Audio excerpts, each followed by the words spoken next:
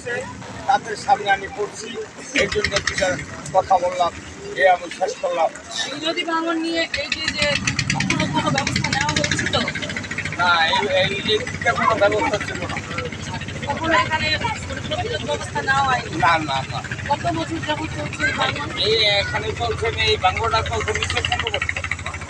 গতকাল যে ভাঙন হলো এ পর্যন্ত কি পরিমাণ ক্ষয়ক্ষতি? ওইদিকে বাংছিল, ওইদিকে আবার পাথর দিচ্ছিল, এদিকে বালুর বস্তা দিচ্ছিল, এদিকে যায় না, এদিকে ভেঙে গেছে। এখন আপনাদের চাওয়া কি? আমার বাজার থেকে রাখার এই ব্যবস্থা করবেন না, স্থায়ী আমাদের আর এই প্রসঙ্গে আমরা আরো দু একজনের সাথে কথা বলে জানার চেষ্টা করব যে এই বিষয়ে আসলে কি। এই দিঘির পাড়ের সন্তান আমি। ছোটবেলা থেকে এই নদী ভাঙন দেখে আসতেছি। আমাদের এই বাজারটা আরো অনেক দূরে ছিল।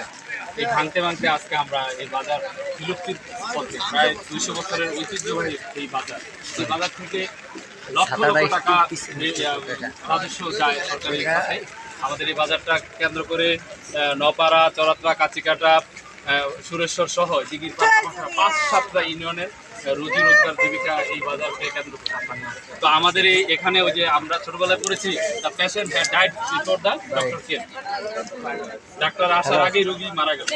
যখন ঘটনা ঘটে যায় তারপর আইসা কিছু বালু বস্তা পেলে এই মানে এই হলো আমাদের আমরা দৃশ্য মানে এগুলো দেখতেছি।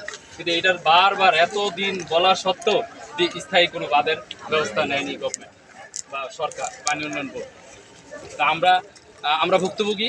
আমরা চাই, আমরা পানি উন্নয়ন বোর্ড, আমরা আপনাদের মাধ্যমে আমরা সরকারকে এই মেসেজ দিতে চাই, আমাদের এই ঐতিহ্যবাহী বাজারটিকে টিকিয়ে রাখার জন্য যথাযথ কর্তৃপক্ষের সুদৃষ্টি কামনা করছি, যাতে এই বাজারটা, আমাদের এই ঐতিহ্যবাহী বাজারটা যেন টিকে থাকে।